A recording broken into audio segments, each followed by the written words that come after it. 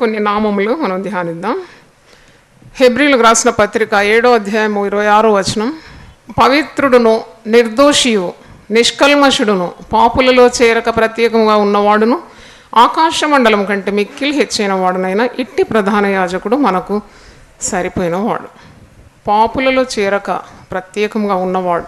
ఇంకో నామం ఉంది, ఆకాశ మండలం కంటే మిక్కిలి హెచ్చైనవాడు, ప్రధాన యాజకుడు, సరిపోయినవాడు. ఇవన్నీ నామములు మనం నామాల శీర్షికలు ధ్యానిస్తున్నాం. పాపులలో చేరక ఆయన ప్రత్యేకంగా ఉన్నవాడు అంటే his set apart from the sinners. ఆయన పాపులను రక్షించడానికే లోకానికి వచ్చినాడు. పౌలు భక్తుడు అంటున్నాడు కదా, 1 తిమోతి 1వ అధ్యాయం 15వ వచనంలో, పాపులను రక్షించుటకు క్రీస్తు యేసు లోకమునకు వచ్చినను వాక్యము నమ్మదగినది పూర్ణాంగీకారమునకు యోగ్యమైనదినై ఉన్నది. ఎందుకంటే పాపుల్లో ప్రధానుడను నేను అని పౌలు అంటున్నాడు. అట్టి పాపి కొరకే ప్రభు వచ్చినాడని, ఆయన పాపులను రక్షించడానికి వచ్చాడు, అది పూర్ణాంగీకారమునకు యోగ్యమైనది నమ్మదగినది అని అంటున్నాడు. నశించిన దాన్ని వెదికి రక్షించడానికి క్రీస్తు యేసు లోకమునకు వచ్చినాడు. ఆయన పాపులతో సహవాసం చేసినాడని లూకా సువార్త 15వ అధ్యాయంలో, ఆయన ఒకప్పుడు సమస్తమైన సుంకరులను పాపులను ఆయన బోధ వినుటకు ఆయన దగ్గరకు వచ్చుండగా పరిసయ్యులను శాస్త్రులను చూచి ఇతడు పాపులను చేర్చుకుని వారితో కూడా భోజనము చేయుచున్నాడని చాలా సణుగుకొనిరి. ఏంటి, ఈయన ప్రవక్త కదా, ఈయన పరిశుద్ధుడు కదా, ఈయన ఒకవేళ దైవ కుమారుడే అయితే మరి ఎందుకు పాపులతో కలుస్తున్నాడు, పాపులతో సహవాసం ఎందుకు చేస్తున్నాడు, పాపులతో కలిసి భోజనం ఎందుకు చేస్తున్నాడని వారికి అనుమానం కలిగింది. కానీ ఆయన లోకానికి జగద్రక్షకుడుగా వచ్చినాడు. ఒక దగ్గర ఉంది, ఆయన నీతిమంతుల కొరకు రాలేదు, పాపుల కొరకే నేను వచ్చిన. ఆరోగ్యం ఉన్నవానికి వైద్యుడు అక్కర్లేదు, రోగులకే వైద్యుడు అవసరం అని అన్నాడు. క్రైస్తవ మతంలోనే పాపులను రక్షించడానికి మరి పరలోక భాగ్యం వదిలిపెట్టి యేసుప్రభు ఈ లోకానికి వచ్చినాడని, పాపులను రక్షించడానికి అని స్పష్టంగా ఉంది. మరి ఆయన పాపులతో సహవాసం చేసినా కానీ ఆయన ప్రత్యేకంగా ఉండినాడు. ఆయన ఏ పాపము చేయలేదు, ఆయన ఏ పాపం చేయలేదు. ఆయన లోకంలో ఉన్న ఆ 33.5 సంవత్సరాలు ఏ ఆజ్ఞను అతిక్రమించలేదు. 10 ఆజ్ఞల్లో ఏ ఆజ్ఞ యేసు ప్రభు అతిక్రమించలేదు, పాపం చేయలేదు, పాపం చేయలేదు. ఆయన అంటున్నాడు ధైర్యంగా, యోహాను సువార్త 8:46లో ఒక మాట ఉంది కదా, నాలో పాపం ఉన్నదని మీలో ఎవరైనా మరి స్థాపించగలరా అని అంటున్నాడు. యోహాను సువార్త 8:46, నా యందు పాపం ఉన్నదని మీలో ఎవడు స్థాపించును, who can prove that I have sin. అంటే it was such a spotless lord అనమాట. అంటే ఒక్క మచ్చ కానీ ఏ యొక్క దుర్నీతి కానీ ఏది లేకుండా ప్రభు పరిశుద్ధుడుగా ఈ లోకంలో వచ్చినాడు. కానీ పాపులను ప్రేమించినాడు. ఒకప్పుడు పరిసయ్యుని ఇంట్లో ఉన్నప్పుడు ఒక పాపాత్మురాలైన స్త్రీ వస్తుంది, పాదాల మీద పడి మానక ముద్దు పెట్టి కన్నీళ్లతో ఆ పాదాలు తడిపి తన తల వెంట్రుకలు ఊడదీసి పాదాలు తుడిచి మానక ఆరాధిస్తుంది, ఏడుస్తుంది. అప్పుడు ఆయన పరిశుద్ధుడైతే ఈమె ఎవరితో గుర్తుపట్టడాన్ని ఆతిథ్యం ఇచ్చే పరిసయ్యుడు అనుకుంటున్నాడు హృదయంలో. ఈయన పరిశుద్ధుడైతే ఈ పాపిని ఎందుకు పాదాలు ముట్టనిస్తున్నాడు అంటే, యూదుల్లో అసలు స్త్రీలను తాకకూడదని, ముట్టకూడదని, పైగా ఈమె పాపాత్మురాలు, ఈమెను ఎందుకు దగ్గరికి రానిచ్చినాడని లోపల తనలో తాను అనుకున్నప్పుడు యేసుప్రభు అతనితో అంటాడు, ఈమె నన్ను విస్తారంగా ప్రేమించింది కనుక ఈమె విస్తారమైన పాపములను నేను క్షమించినాను. హల్లెలూయా చెప్పండి ఒకసారి. బాగా ప్రేమించింది నన్ను, అందుకే నేను ఈ పాపములను క్షమించాను. ఆమెతో అంటున్నాడు, సమాధానం గలవదానివై నీవు వెళ్ళు, నీ విశ్వాసం నిన్ను రక్షించింది. అంటే యేసు ప్రభు పాపరహితుడు, తన ప్రాణము పాపుల కొరకు పెట్టడానికి వచ్చినాడు. ఏ పాపి కూడా తన పాపంలోనే నశించడం దేవుని చిత్తం కాదు. కాబట్టి తండ్రి అయిన దేవుడు లోకమును ఎంతో ప్రేమించి తన అద్వితీయ కుమారుడని యేసుక్రీస్తుని లోకానికి పంపి మరి ఆ కుమారుని రక్తం ద్వారా ప్రతి పాపం నుండి, ప్రతి దుర్నీతి నుండి మనం విడిపింపబడుతున్నాం. ఆయన అమూల్యమైన రక్తాన్ని క్రయధనంగా మన కొరకు ఆయన చెల్లించినాడు. పాపులను అంతగా ప్రేమించినాడు. పాపరహితుడు పాపులను ప్రేమించినాడు. పరలోక రాజ్యానికి మార్గం ఏర్పాటు చేసినాడు. నిత్య జీవం ఆయనను విశ్వాసం ఉంచువాడు నశింపక నిత్య జీవము పొందినట్లు ఆయనను మనకు అనుగ్రహించెను అని వాక్యంలో చూస్తున్నాం. ఆయన నిర్దోషి, ఆయన నిష్కల్మషుడు, ఆయన పవిత్రుడు, ఆయన పాపుల్లో చేరక ప్రత్యేకముగా ఉన్నవాడు, ఆయన పరిశుద్ధుడుగా ఉండినాడు. ఏ మాలిన్యము, ఏ లోకరీతిగా ఉన్న ఏ మాలిన్యం ఆయన అంటలేదు, తాకలేదు అని మనకు అర్థమవుతుంది. ఆయనను విశ్వసించిన వారు కూడా ఆయన బీజం కలిగి ఉన్నాం కాబట్టి మనం కూడా పాపం చేయలేం. We cannot remain in sin. ఒకవేళ మన అడుగులు తొట్టినా తిరిగి వెంటనే మనం వాక్యం ద్వారా సరి చేసుకొని మనం ముందుకు వెళుతున్నామంటే కేవలం యేసు శక్తి మనలో ఉన్నందుకే పాపాన్ని ఎదిరిస్తున్నాం, పాపాన్ని జయిస్తున్నాం. ఆయన పాపరహితుడు మనలో ఉన్నాడు, రక్షకునిగా ఉన్నాడు. కాబట్టి పాపాన్ని ఓడించడానికి, జయించడానికి అట్టి శక్తి కూడా మనకు దేవుడు అనుగ్రహించినాడు. పాపుల్లో చేరక ఉండేవాడు.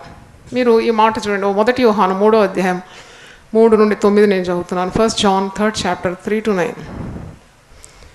ఆయన యందు ఈ నిరీక్షణ పెట్టుకున్న ప్రతివాడును ఆయన పవిత్రుడై ఉన్నట్టుగా తన్ను పవిత్రునిగా చేసుకును. అందుకే యేసుప్రభుని అంగీకరించిన వారికి ఒక తపన ఉంటుంది, పరిశుద్ధులుగా ఉండాలి, పవిత్రులుగా ఉండాలి, పాపం చేయకూడదు. ఆ స్వభావం ఎవరి స్వభావం? అది యేసు ప్రభు స్వభావమే మనలో ఉన్నది. పాపం చేయి ప్రతివాడును ఆజ్ఞను అతిక్రమించును, ఆజ్ఞాతిక్రమమే పాపము, పాపములను తీసివేయుటకై ఆయన ప్రత్యక్షమాయనని మీకు తెలియదు. ఆయన యందు పాపమేమీయూ లేదు.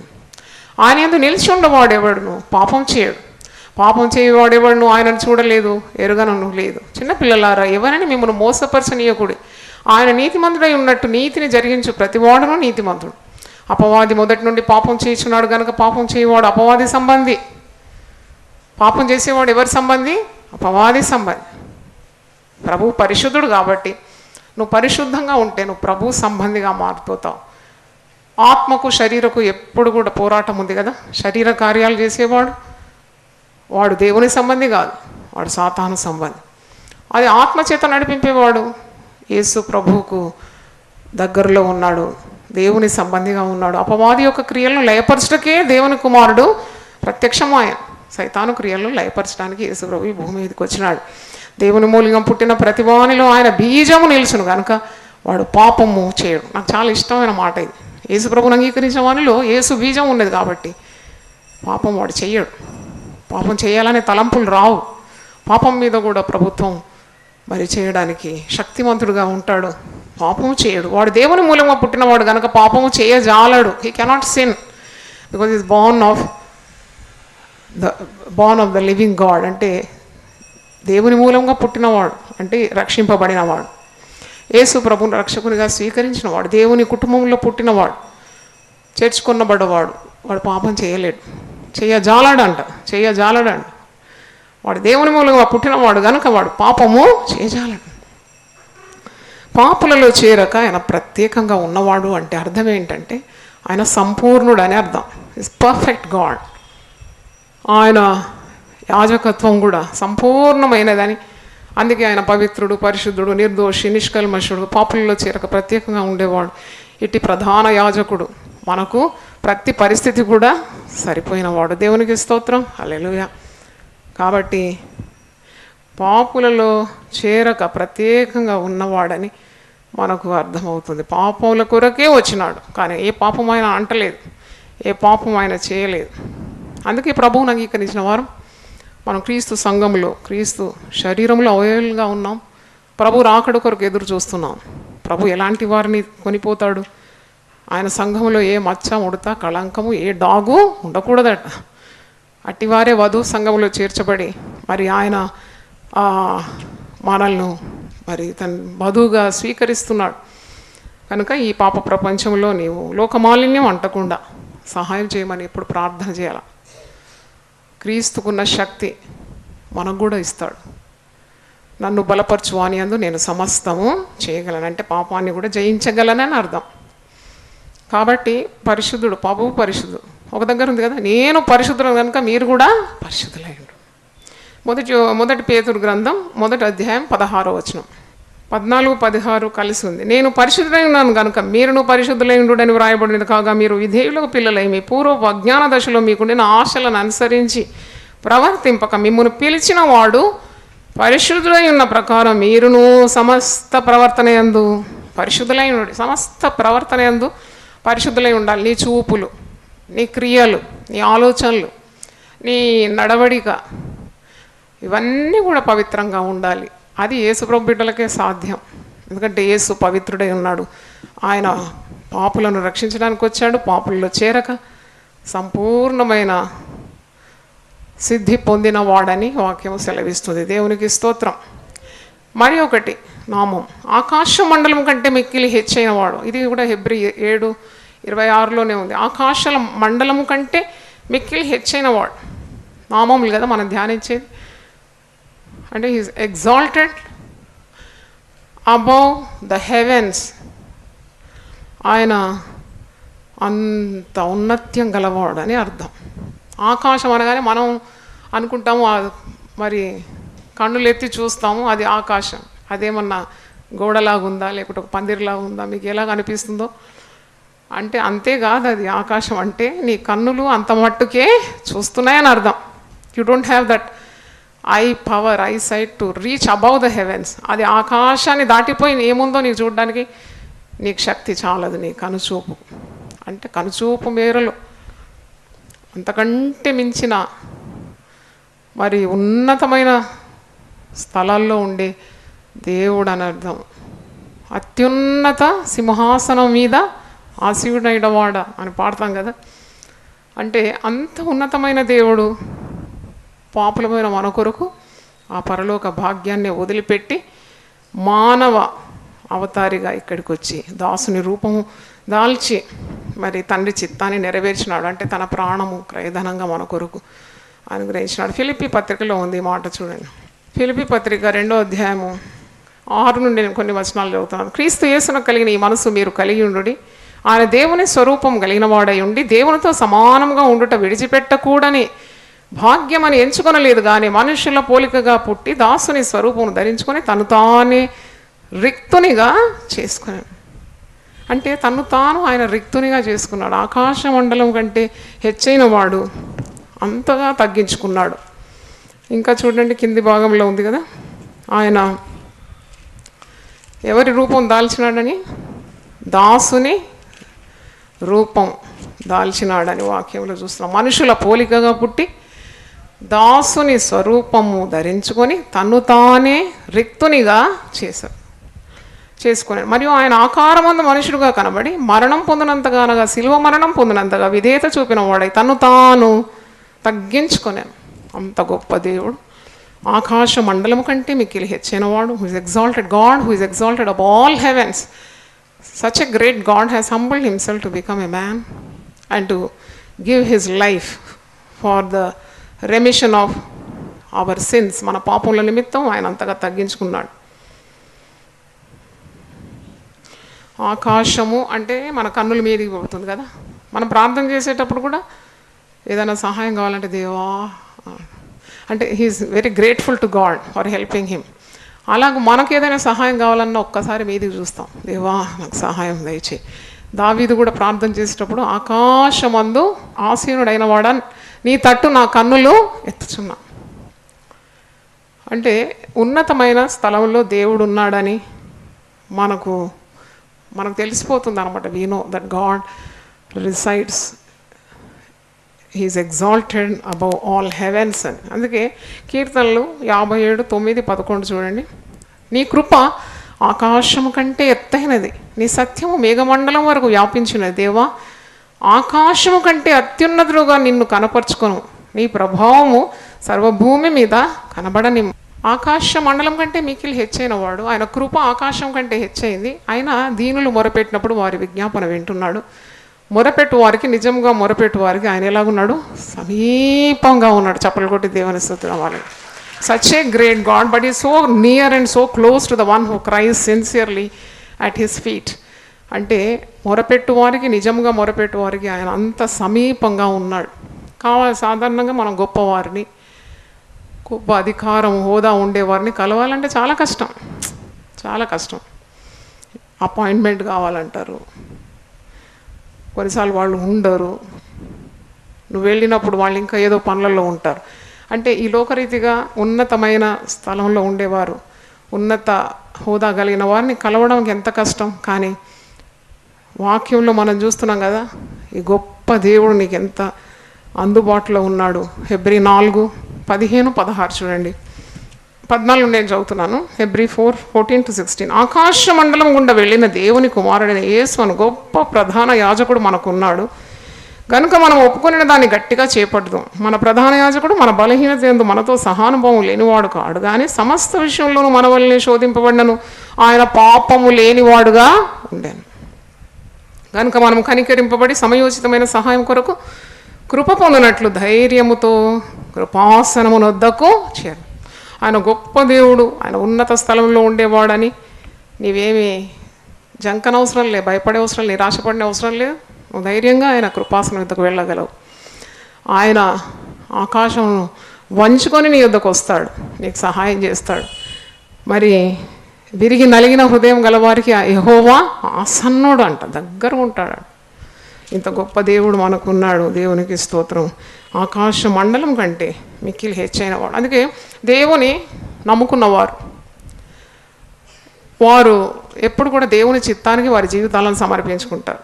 ఎందుకంటే దేవుడు ఉన్నతమైన తలంపుల్లో వారు నడిపిస్తాడు.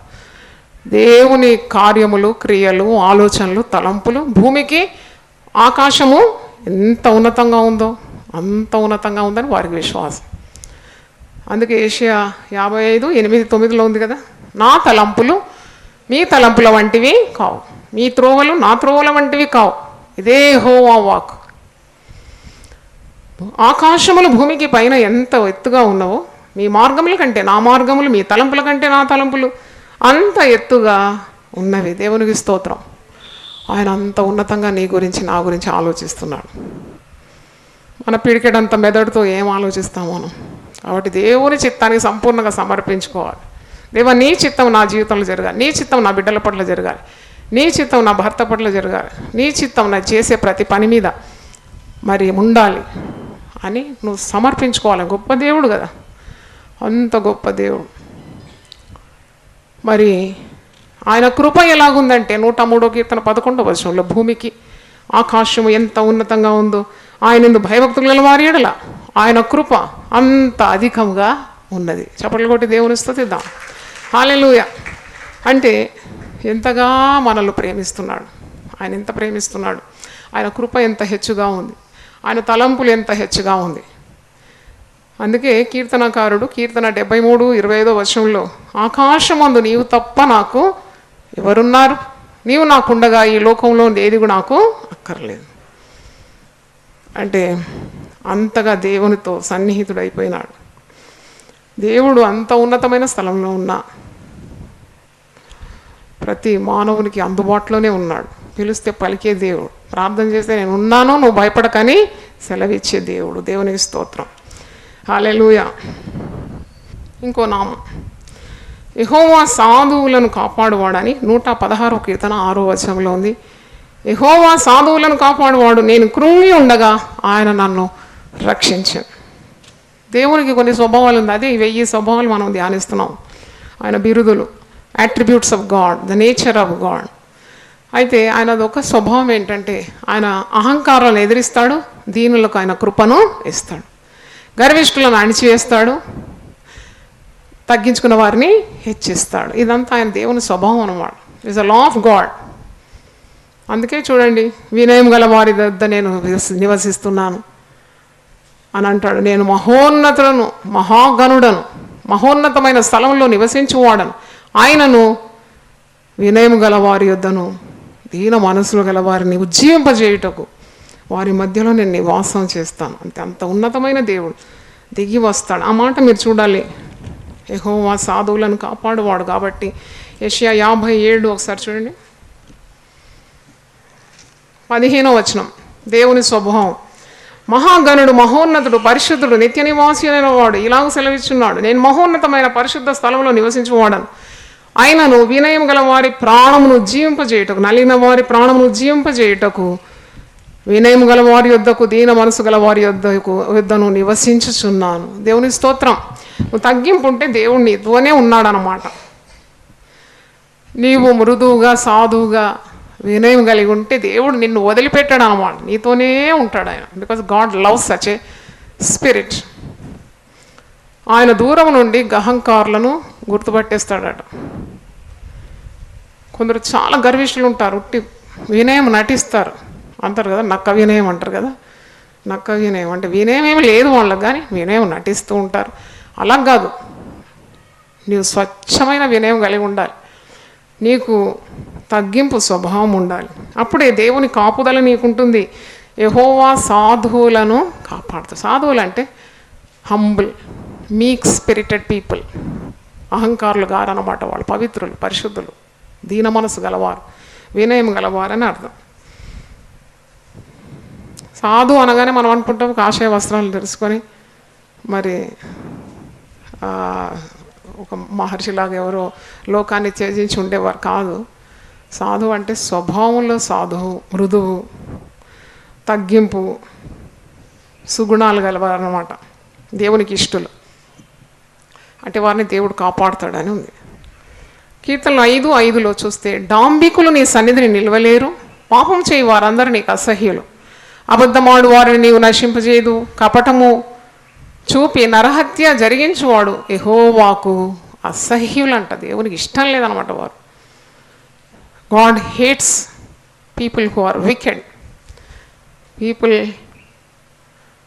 హూ ఆర్ హ్యావింగ్ అంటే ఆత్మలో కల్మషం ఉండేవారు, కపటస్థులు లేక డాంబికులు, పాపం చేసేవారు, అబద్ధమాడేవారు, వీరందరూ దేవునికి అసహ్యులని. నరహత్య జరిగించేవాడు దేవునికి అసహ్యుడు.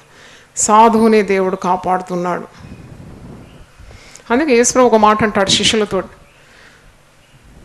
పరలోక రాజ్యంలో ఎవడు గొప్ప అని శిష్యులందరూ వచ్చి ప్రభువుని అడుగుతారు, నేను గొప్పనా అని.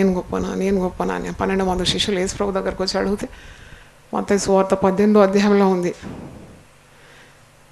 మీరు మార్పు నొంది బిడ్డల వంటి వారైతేనే కానీ పరలోక రాజ్యంలో ప్రవేశమే లేదు. ఇంకా ప్రవేశిస్తేనే కదా ఎవరు గొప్ప అనేది.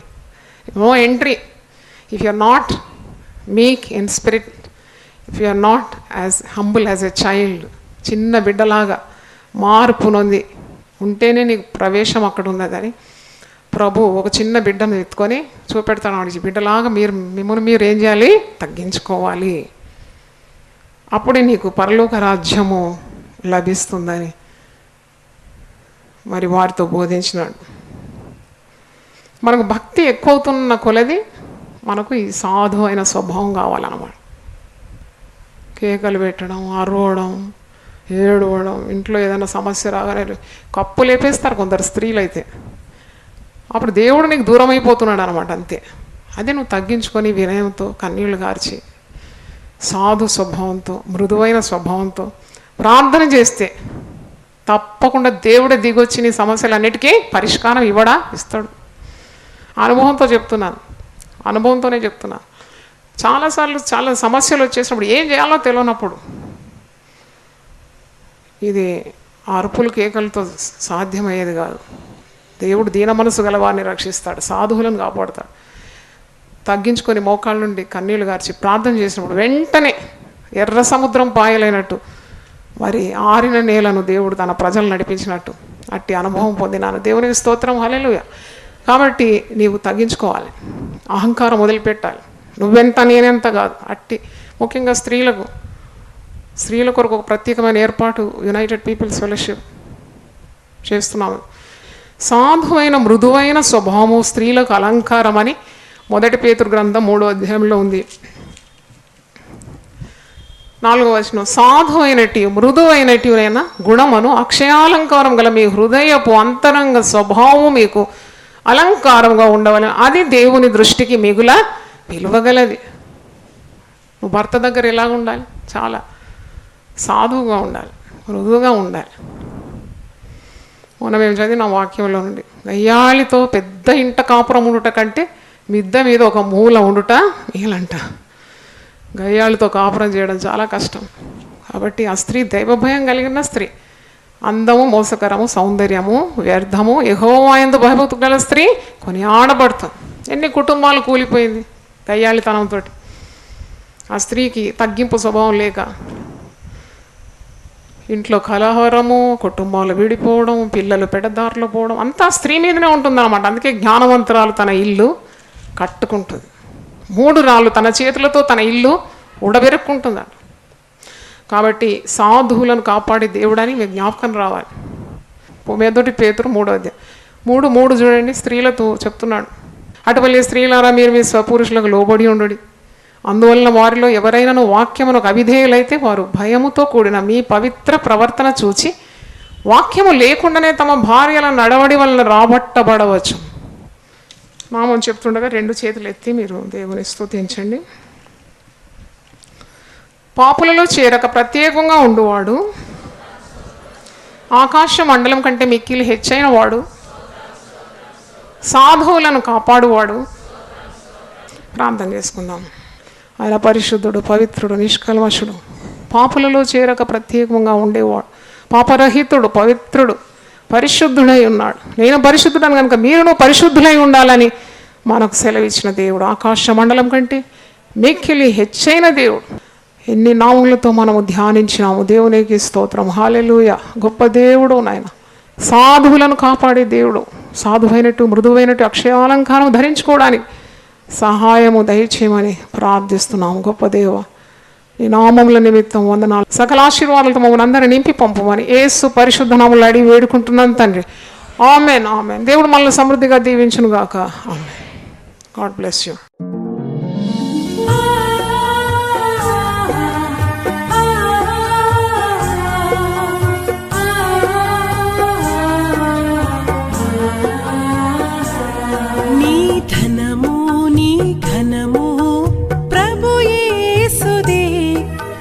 దశమా భాగమునీయ వెనుదీతువా. నీ ధనము నీ ఘనము ప్రభు యేసుదే, నీ దశమా భాగమునీయ వెనుదీతువా. ధరలోన ధనధాన్యములనీయగా కరుణించి కాపాడి రక్షింపగా. ధరలోన ధనధాన్యములనీయగా కరుణించి కాపాడి రక్షింపగా. పరలోకనాదుండు నీకీయగా మరి యేసు కొరకీయ వెనుదీతువా. పరలోకనాదుండు నీకీయగా మరి యేసు కొరకీయ వెనుదీతువా. నీ ధనము నీ ఘనము ప్రభు యేసుదే, నీ దశమా భాగమునీయ వెనుదీతువా.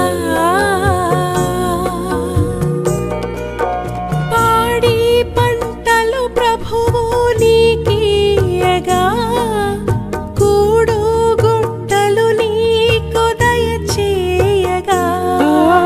పాడి పంటలు ప్రభువు నీకీయగా కూడు గుట్టలు నీకు దయచేయగా. వీడంగ ప్రభు యేసు నామంబును గడువేల ప్రభుకీయను క్రైస్తవా. వీడంగ ప్రభు యేసు నామం